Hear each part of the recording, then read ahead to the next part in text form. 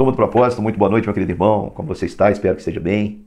Peço desculpas, vou quebrar um pouquinho aqui o protocolo para parabenizar as minhas filhas. Hoje, dia 19 de junho, aniversário da Lorena, da Giovana, 12 aninhos.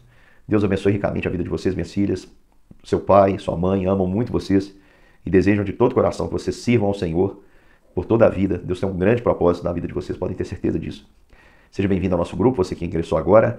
Lembrando que o propósito consiste em 3 passos simples: leitura de um capítulo da Bíblia por dia, orar todos os dias, ore, coloque diante do Senhor a sua petição, vamos juntos, orando uns pelos outros e tentar mudar, irmãos.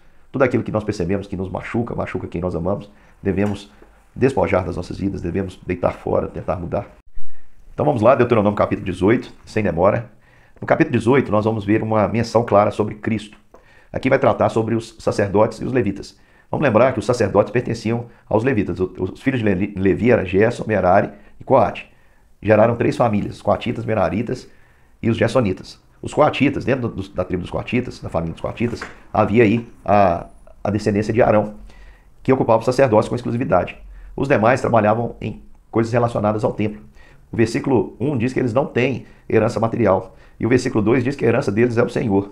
E no versículo 4 em diante vai dizer que trabalhando para o Senhor eles eram dignos de receber as primícias. O que eram as primícias? Os primeiros, melhores e mais honrados frutos. Por quê? Porque os sacerdotes eram mais especiais? Não. Mas porque a causa para a qual eles trabalhavam era uma causa extremamente nobre. Porque eles trabalhavam para fazer a vontade do Senhor. Vamos lembrar que no Antigo Testamento o culto a Deus era praticado por meio de símbolos que apontavam a Cristo, para Cristo Jesus. Então era muito trabalho. Eram sacrifícios diários, diversos sacrifícios, ofertas, toda a manutenção do altar, o altar tendo que ficar aceso o tempo todo, um animal de dia, um animal de tarde, vários outros sacrifícios, exame, funcionavam como um tribunal também de recursos. Nós vimos no capítulo anterior. Quando não podiam chegar a uma conclusão, os juízes consultavam os levitas, examinavam leprosos, faziam ofertas, mantinham o templo, consertavam, cuidavam da parte cultica, canções. Também a pregação, o ensino da palavra era feito aí por meio dos levitas. Portanto, esses que viviam para a causa do reino deveriam ser sustentados com as primícias por aqueles que desfrutavam desse reino. Vamos lembrar que aqui, queridos, essa profecia não aponta para qualquer pastor, não aponta para qualquer tipo de líder religioso. Ela aponta para Cristo. Por quê? Porque Cristo é digno é o Cordeiro, de receber toda a honra, riqueza, louvor, tudo aquilo que puder ser consagrado a Cristo, irmãos, ainda é pouco. E aqueles que fazem a vontade do Senhor Jesus Cristo, que vivem pelo Evangelho, devem também ser sustentados por aqueles que creem. A Bíblia nos diz o seguinte: como ouvirão se não há quem pregue? E como pregarão se não forem enviados? Então tem muita gente precisando ouvir a mensagem do amor de Deus, mas precisa de alguém para mantê-los, alguém para enviá-los, com os meios para enviá-los. E esse é o nosso papel. Lembrando também que o sacerdote e o levita, eles funcionavam como uma orientação da palavra de Deus. Portanto, meu querido irmão, o homem não deveria honrar qualquer que seja o ídolo em detrimento ao Senhor. Aqui diz que as primícias pertenciam ao Senhor.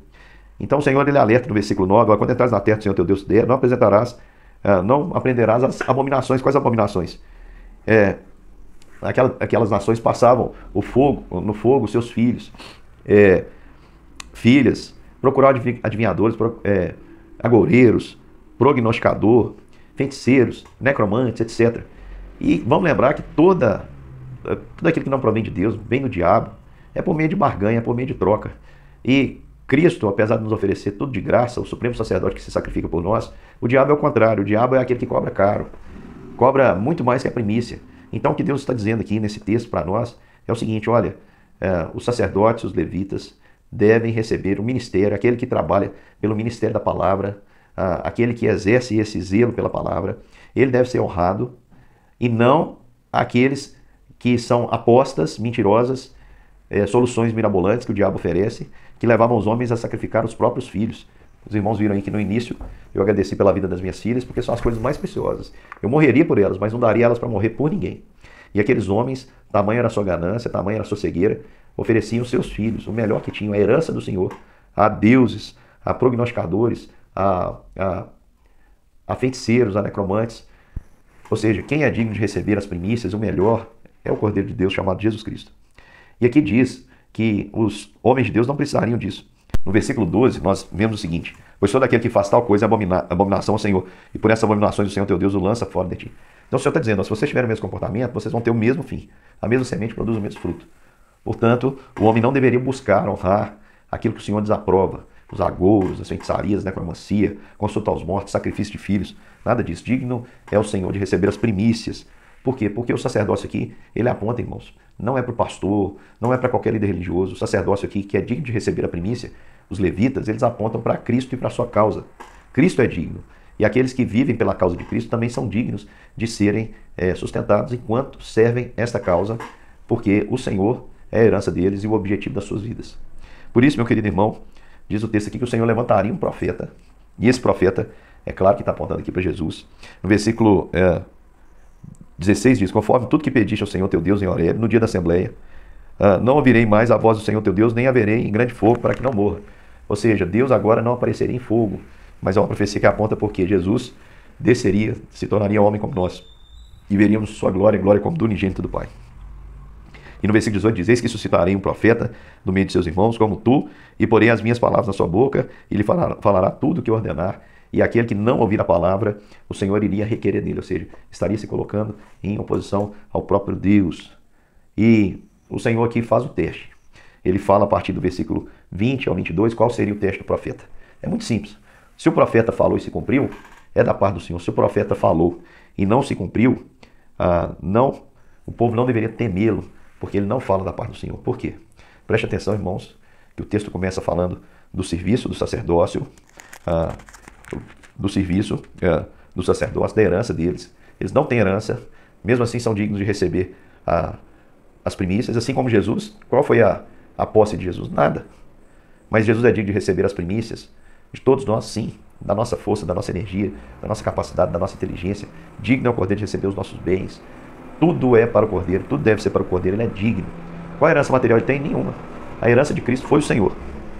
E qualquer honra, a qualquer tipo de prática que não provém de fé, essas práticas aqui não tem nada a ver com fé, tem a ver com adivinhação. Deus detesta essas práticas. E detesta ainda mais quem procura honrar a mentira em detrimento da verdade. Nós precisamos honrar, viver e honrar o Senhor e não dar ouvidos às vozes do engano, às vozes do ego. Não devemos ficar tentando adivinhar o futuro, porque o justo viverá por fé. E fé é certeza, não precisa que ninguém adivinhe, porque eu sei que o Senhor fará. E aqui diz que o Senhor levantaria um grande profeta, esse profeta é Jesus. E quem não der ouvido às vozes de Jesus, Jesus disse, vai ser como uma árvore construída na areia, vai cair, vai ser grande a ruína. E como eu posso testar se alguém fala da parte do Senhor ou não?